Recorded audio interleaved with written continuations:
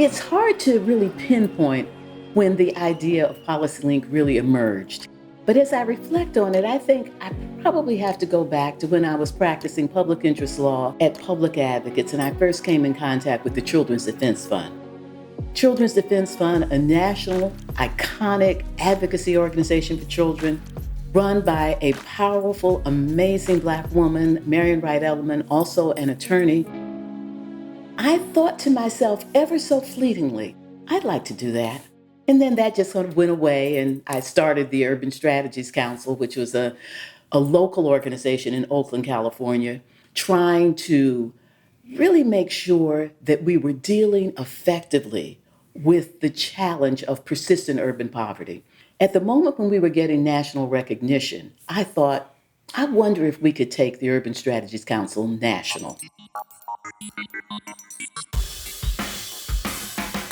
I had specifically started a local group without putting Oakland in the title because I think that naming things is everything. The opportunity came to me to go to the Rockefeller Foundation and become the vice president.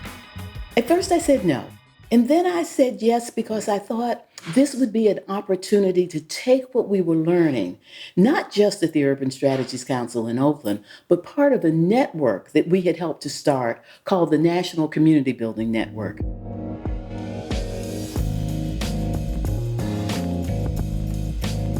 I did a couple of reports for Rockefeller on the convenings of the NCBN, the Community Building Network. And that, I think, over time, did evolve into Angela's vision for a standalone organization that would support those many groups, learn from them, lift up what works to policymakers. Sherry Dunbarry, who was the head of NCBN, immediately joined the PolicyLink board and was so crucial in helping surface the lessons of NCBN in a form that made sense for PolicyLink to take next steps. Movements are powerful and important for pushing forward new ideas, new policies, or perhaps stopping certain policies from happening and for lifting people up. The National Community Building Network was just a link in a chain that was, connected by history to other movements, to the civil rights movement, to the settlement house movement, to, suffrage movement and other kinds of movements for dignity and rights. It really did try and take the lessons from the Great Society, the War on Poverty, to think about what were the pieces that were missing. By the time I left New York and came back to Oakland to launch PolicyLink, I had already gotten commitments from the Rockefeller Foundation and the Ford Foundation for 5 years of funding. Angela started this conversation with me about equity, and I have to admit, I just thought, boy, Angela, this you're never going to get America to really buy into. I mean, what you're talking about, thinking about these issues in totally different ways, both in terms of how we think about cities in relationship to their surrounding communities, but how we think about the role that power has in this country and how resources have been shared or not shared, and the historical sort of rationale for many of the policies that existed today. And I said to myself, I love Angela, and I'm going to follow her any path she goes down. But this one here, America's not ready for. And I was wrong. As usual, Angela was right. Many policy think tank organizations were already doing work on cities, on regions, but no one was weaving together an intellectual framework like Angela was. It was a unique and bold idea. Joe Brooks, who was one of the first people to reach out to me to say, I heard you were starting something new and I want to be a part of it. So I had started consulting with him on the phone after I was really deep into planning it. I had agreed, yes, so I'm going to want you to join, but help me think about this. And I called him up and I said, Joe, I think I've got a name, PolicyLink. And Joe said, yeah, one word. I said, okay, because I was thinking 2 words. He said, yeah, 1 word. And then as I started playing with 1 word, capital L in the middle. And so that's how I came up with PolicyLink, because it really conveyed doing policy and linking it to the community building movement. So we thought that and believed in and made an investment in the brilliance and the ideas of the people doing the work on the ground. The ones who are closest to the problem, who are suffering from the problem, are the ones that have the ideas and are working at making the difference and the change necessary. There's this launch, birth, chapter 1 of PolicyLink really coming out and saying we can create policy from the ground up, we can talk about equity, and began framing it in 4 big categories. That was technology, democracy, the economy, and regions, which is interesting because when we get to the last chapter of this book, those things haven't changed. And it was about race, place, and policy. The first chapter would be something like, I see what others don't see. And it would speak to this notion of seeing that the civil rights movement was insufficient and something else was needed that built on that. And that's equity. That was Angela's vision. Here we were trying to be a national policy organization from Oakland, California, not in Washington, D.C., jumping up out of nowhere saying we're going to do policy with a different sensibility. And we're going to talk about race, and we're going to define a whole new thing, racial equity. And so, of course, we had to be of the highest quality, because here we were challenging everything about doing national policy work. This idea of an Oakland-based think tank led by this Black woman civil rights attorney was an idea that was initially dismissed as unrealistic, as unachievable, and as a pipe dream. Angela saw that sentiment as a source of inspiration. And she has proven all of those who dismissed her idea as a pipe dream wrong. Because indeed today, PolicyLink sits at the highest levels in the pantheon of America's very best policy think tanks. Angela said to me once off the cuff, you know, Michael, people don't pay a lot of people of color to think. And that's so true. There aren't many institutions of color that are paid to really have the freedom to think the way we get to think.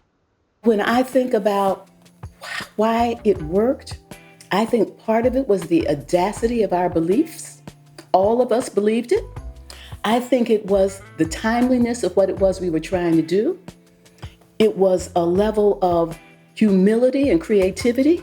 I remember the first op-ed piece that Angela wrote and that was published in the New York Times. We were all jazzed about that, but we had to convince her that that was something that she should put her name on, and not something we would write for someone else. The country didn't talk about race and racial equity and racial justice in anywhere near the way we do now. And people often wanted people in foundations and in government and in the mainstream of the social sector, often wanted to have advances in racial equity be the byproduct of strategies for economic equality, or wanted to be very careful about how they took traditional civil rights formulations and translated them to other areas of work. So, you know, Angela described herself as often being the skunk at the garden party, the person who calls out directly issues of racial inequity and injustice when that's not on the agenda. When we started PolicyLink, the word equity really wasn't used. It really was a conversation about equality.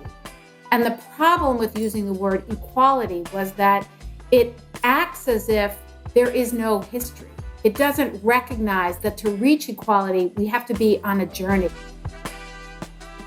Nobody ever even asked where that came from. It started with me, and I'm saying me now rather than we, because most of the early people at PolicyLink were hesitant because we got so much pushback about using equity. And when they went out into the world, they got pushback. And since we were joining social justice advocates, equal opportunity advocates, equality advocates, liberation advocates, how come we have to use this term that causes so much pushback? How come we just can't say we're a social justice organization? Why can't we just be equal opportunity organization? And I just kept pushing them because I had a sense that the field needed to be brought together under one thing, that we needed something that was the social justice and the equal opportunity and the children's advocacy and the environmental justice. I remember my first task at PolicyLink. At the time, there was a very vibrant smart growth discussion, and it was really supposed to be centering equity, but the equity piece was always left off the table. So where I felt like we really encountered pushback was really holding people true to including equity in the smart growth frame. And that experience actually really shocked me at first. It showed me how easy it is to negate equity, to dismiss it, to leave it off the table, to give it lip service. You're the new kid on the block. You're raising issues that make people uncomfortable. You're saying we're neither fish nor fowl. We're not just a communication shop, just a research shop, just a training and technical assistance shop. We are not bound by one particular issue. We're going to take it, whatever issues seem right, to focus on equity. All of those things you don't do if you're not building for the long term. Unless we got folks into the organization who kind of embodied the kind of values and principles that we were trying to internalize, we weren't going to be successful. So we really looked for people who could, be in a relationship with community, lead with humility, committed to equity and participation and inclusion. When I think of the people at the early days who I just thought were the coolest people ever, we probably had at that time one of the most diverse staffs in terms of race, sex, ethnicity, age, what have you. And so that itself is something that PolicyLink has really, just by being, has been an inspiration for other people. The initial board members, Jim Gibson, William Julius Wilson, Sherry Dunbarry, Joan Walsh, Jeff Canada, each of them brought such incredible expertise in civic leadership, in the changing economy and where Blacks fit into that. So having people who carry on their shoulders both the work of their ancestors and then bringing that wisdom into the institution, that was just hugely impactful. The next chapter is proof of concept. You got a great idea. You launch this thing. You're going to create policy by lifting up what works. The link in your name of making these linkages from the ground up, cross movements, cross sectors. How do you actually operationalize this thing? And it was really amazing where Angela, Heather McCulloch, Ray Colmenar, Judith Bell really leaned into this concept of regional equity.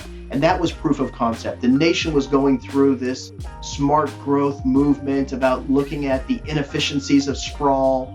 And we were able to take a conversation about all these amazing assets in the region and how could they really apply to those that need to benefit the most. I mean, that's a beautiful equity statement. I mean, that's this curve cut thinking about how do we apply these amazing assets. The other thing that was really interesting for PolicyLink, especially in the early years, was this dance of staying ahead of the curve, seeing where work was heading, where the issues were heading, but staying nested in community interest and power. Perfect example, the digital divide. A term that in some ways PolicyLink helped to phrase and coin in the early 2000s. And that was because the relationships we had and a little bit of foresight about where was coming with technology put us in a position to be able to think about what the equity implications were in that calling it equity, talking about equitable development, talking about centering race, things that they were already doing, but we were naming it. And we actually said that our early years, we spent a lot of time naming and framing, naming what it was people were doing on the ground, framing it around ways that you could push that into policy, and being advocates to get some of those early policies in place. So one of the things that was really interesting when PolicyLink arrived on the scene is the humility we had to have about the notion that we had something new to offer. The conversation on equity in the United States was never dead. Let's be clear. It was raging in communities all across the country. What was missing sometimes was a space for those communities to connect, the tissue that could actually have them learn from each other and build on their experiences. And we provided a mechanism to do that. And that work evolved into the desire that was surfaced from communities around an online resource base, which sounds like, obviously now, but there weren't that many of those happening in 2000. And that resource base became a kind of equitable development toolkit, that frame of equitable development as a progressive way to think about stopping displacement as part of the cycle of communities really took root. And ultimately, as the relationships strengthened and the confidence built, people in specific regions would start to ask if we could support them in policy campaigns. And so then we found ourselves trying to figure out how to be authentic partners in campaigns in a given region, even though we were not based in that region. And I learned a lot about how to be authentic in place when you're not in place. I remember Katrina being not a turning point, because it wasn't like people turned away from anything, but a very risky venture that could have just swallowed up the organization, or really marked a change. And okay, well, we've got to get this involved in any city we work in, and that just didn't turn out to be true. New Orleans, that project was very special. It offered a lot of learnings. PolicyLink was able to work in different roles in various metro areas, convening different groups of people. Some of those steps seemed risky at the time.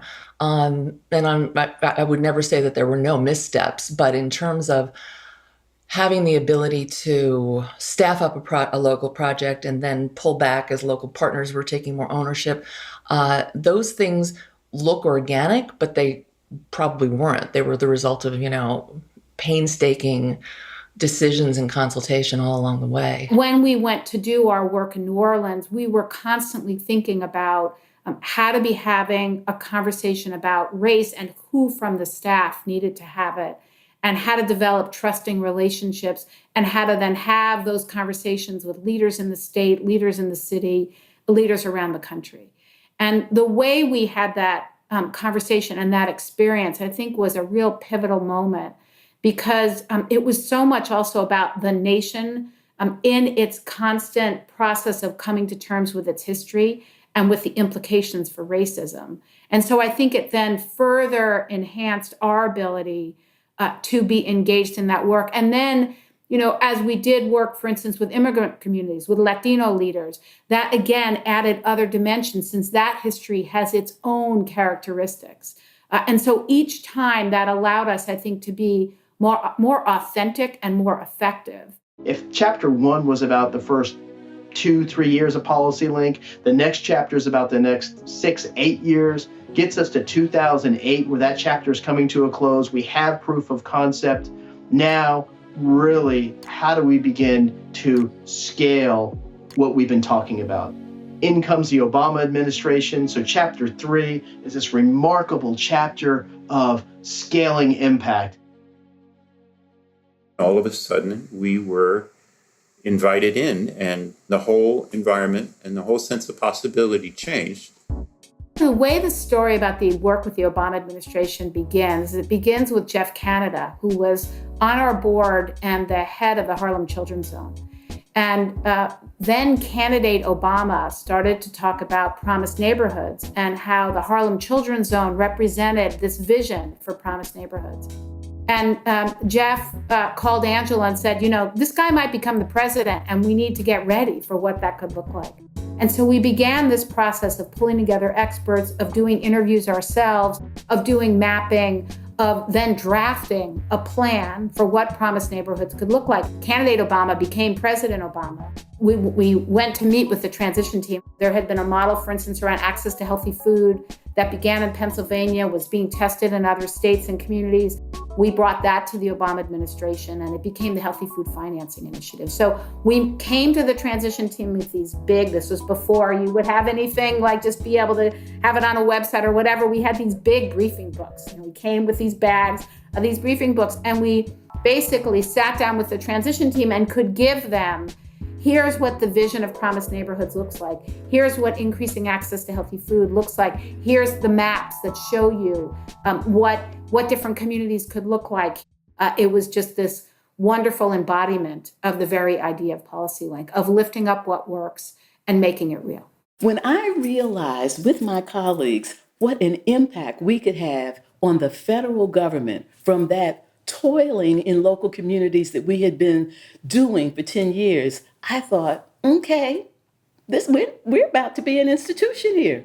We're going to play with the Urban Institute, with Brookings. We're going to play with the big policy institutions in DC, and we're going to have a presence, and our presence is going to be physical. We'll get an office, and we'll have a legislative director, and we'll start hiring lobbyists to work for us and make this stuff happen.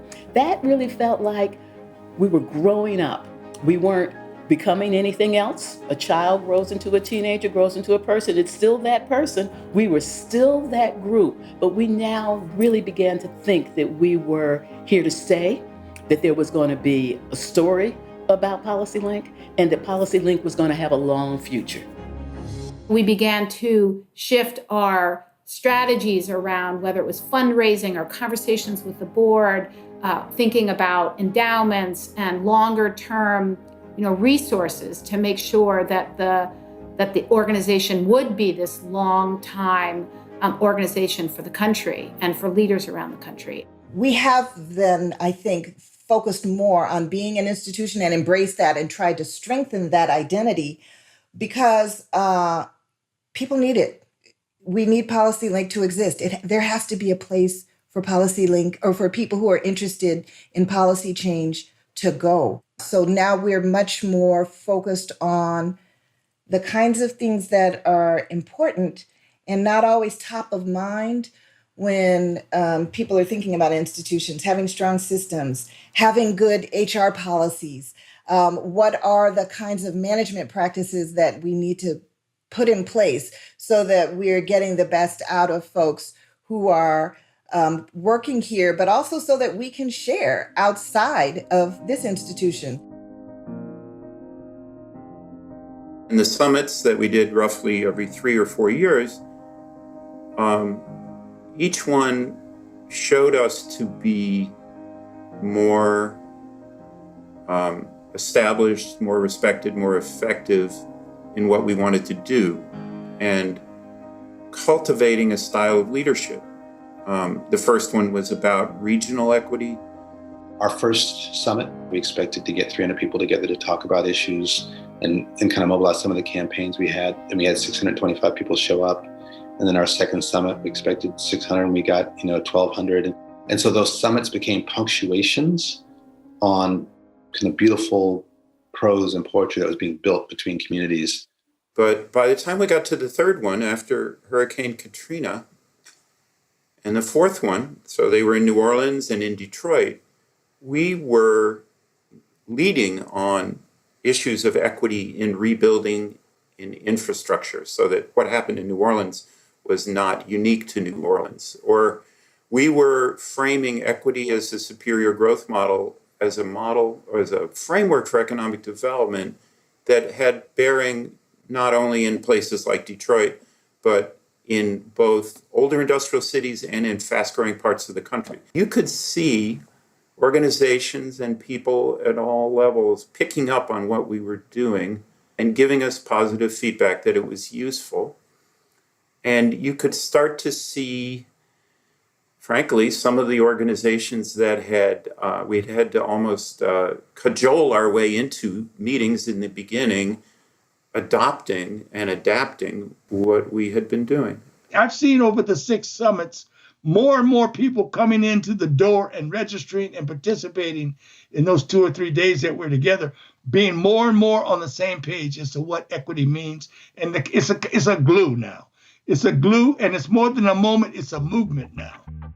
The summits are like revivals, where you are with people who share your values and hopes and aspirations and are working hard in places that are often forgotten and neglected to try and achieve a fairer, more compassionate, more equitable world.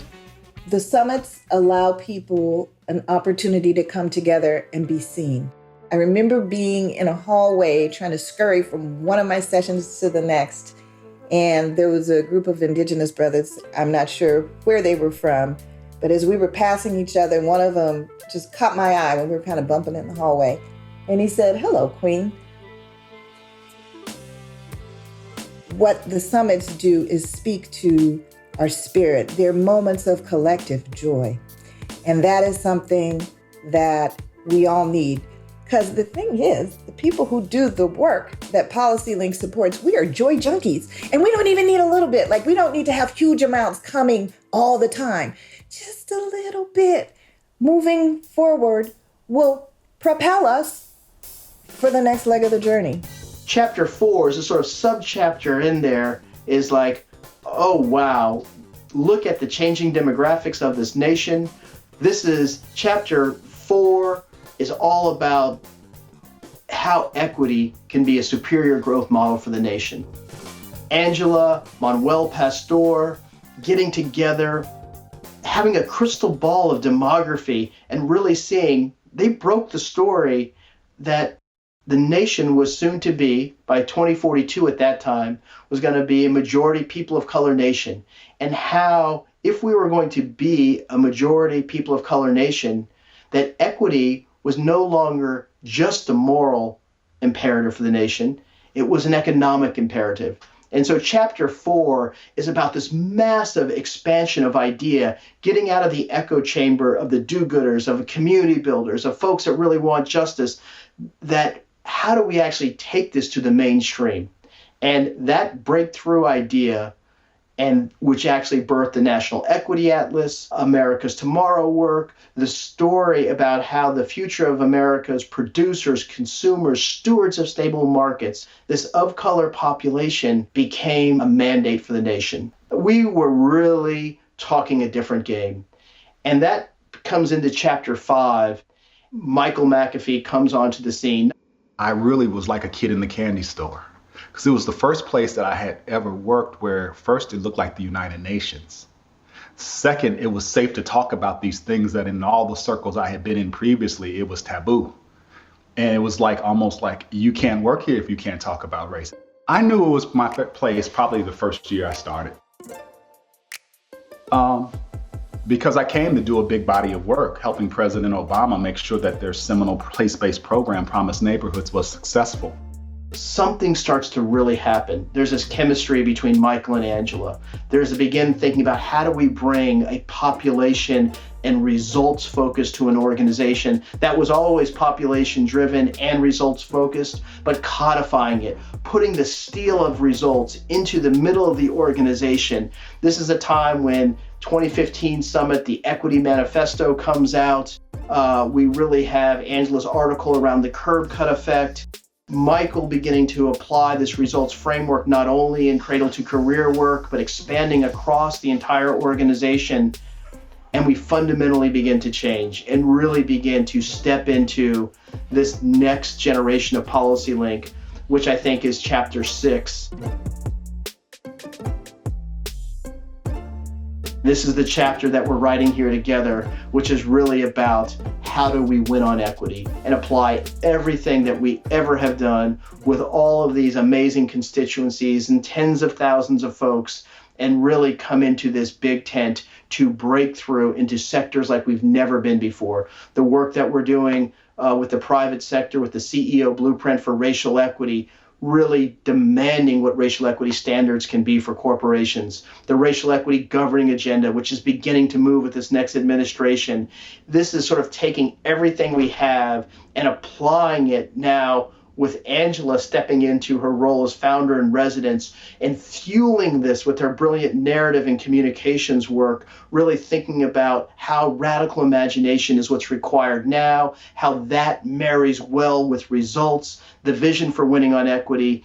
And here we are really beginning in this time of, multiple pandemics, is seeing a moment that's opening like maybe none other in our lives, despite these, absolutely challenging times we're in. And this becomes chapter 6. I founded PolicyLink 20 years ago, and 20 years is a long time. And it's often true that when a founder is the CEO of an organization, people are never quite sure that it really is there for the long haul. I think we don't really quite know whether or not you've got an institution until you've had a change of leadership. And so I'm stepping down as CEO of PolicyLink. Aww. I'm stepping down as CEO of PolicyLink. It'll be in the early fall. Aww. And I'm not retiring, because there is work to do. I'm not even leaving PolicyLink because I love it. So I'm going to step into the office of the founder. I'll be a founder in residence. And I can continue to write and speak and teach and coach and help my colleagues at PolicyLink if they ask me to. But I'm going to be there doing something other than running the organization. And I am so happy about the fact that 7 years ago, Michael McAfee joined PolicyLink. Woo! And so in the fall, Michael McAfee will become the president and CEO of PolicyLink. This is how I think you've got to keep this movement going in this country. You create these institutions, you allow for the next generation of leadership to take where you've taken it and take it to a new level, and you don't fear that. You actually support it, you help engineer it, and then you cheer it on. The next stage is about us having the audacity to rewrite the rules of the game, to boldly step into the economy and say it isn't just and fair right now, and to know how to do it, how to use our credibility to begin to move people. The chapter that we're in now is Our Power, Our Future, Our Nation. It was a tagline from our 2018 summit.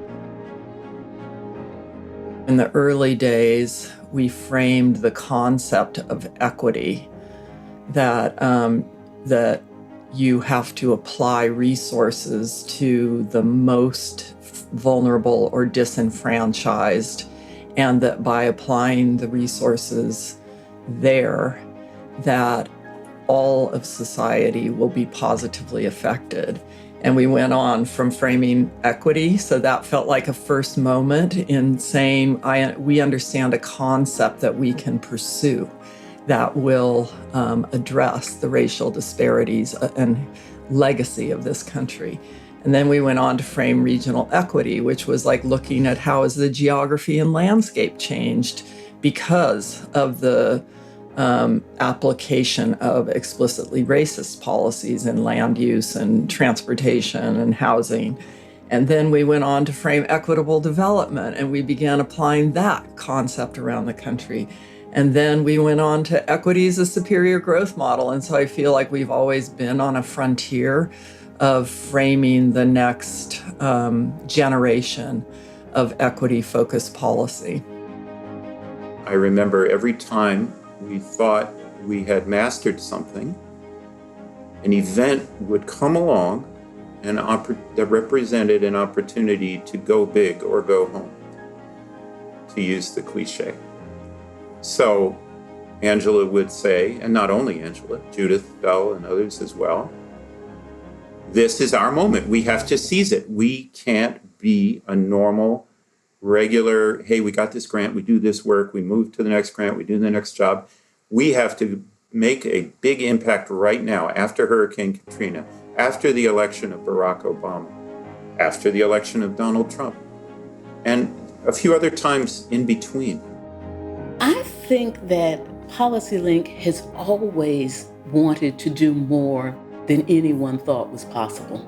And that willingness to work towards something that you probably won't achieve is different. It's different. I'm not sure that a lot of people go to work to do that. But I think that all of us who have worked at PolicyLink go to work to do that. That we are challenging the nation that we live in to do what it has never done.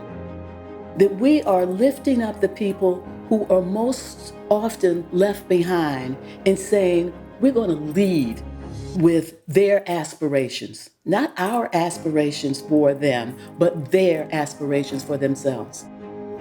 That we are going to take on institutions and leaders and both challenge and help them to create the way. Angela built an organization to get to this point so we could be revolutionary. Because she couldn't be fully as revolutionary as I know she is because she wouldn't have been able to build PolicyLink. She gave us an amazing gift. She and so many others at PolicyLink. The question for me is, do we know what our generation is supposed to get done? 100 million folks are still suffering. There is more for us to do. That structural work of redesigning this nation so it works for everyone, that's the work for our generation. I believe that PolicyLink introduced radical ideas like racial equity, which when initially put forth were dismissed, were thought of as too radical. But the organization, through methodical, rigorous work, moved an idea that was marginal to the mainstream. Black folks even told her don't talk about equity when she started PolicyLink. And she said something that was quite profound when she said, sometimes, Michael, you got to put an idea out there and lead people to it, even if they don't like the words. And you got to lead people to it and create a big enough space for them to see themselves in the work. I said to Angela not long ago, what does it feel like for something you cared about more than a decade ago to be on everybody's lips today as they're talking about the need for equitable recovery and equity in this area and that area? And she just smiled and said, it's nice when sometimes you stick with stuff long enough to actually see it bear fruit. I mean, I can tell you the stories of all the wins, the monies, the results, the this, the that, but it's really about what happens when you bring the most expansive views of diversity together, activate all that genius, and channel it for good. PolicyLink can give you one thing, a chance to fight for liberation for everybody in this nation. That's what we can give you. And that's what we can stand on. I want people to listen to this history, listen to the stories, listen to the conviction of the people who are telling these stories, and use it as a foundation to them thinking about what they want to do, the new possibility that they want to enact. There's always a next. There's always a next. We will never be without work. We will never be without work. But that doesn't mean there's not joy and triumph and accomplishment along the way. You get a program in place that is informed and nuanced by the very people who you hope will benefit from the program, and that's exciting. You get the President of the United States to say racial equity. Means we need to make the issue of racial equity not just an issue for any one department. We can inspire other institutions to change. That is the path forward for the nation. Our power, our future, our nation. That's why winning on equity is so important, to design a nation for the all.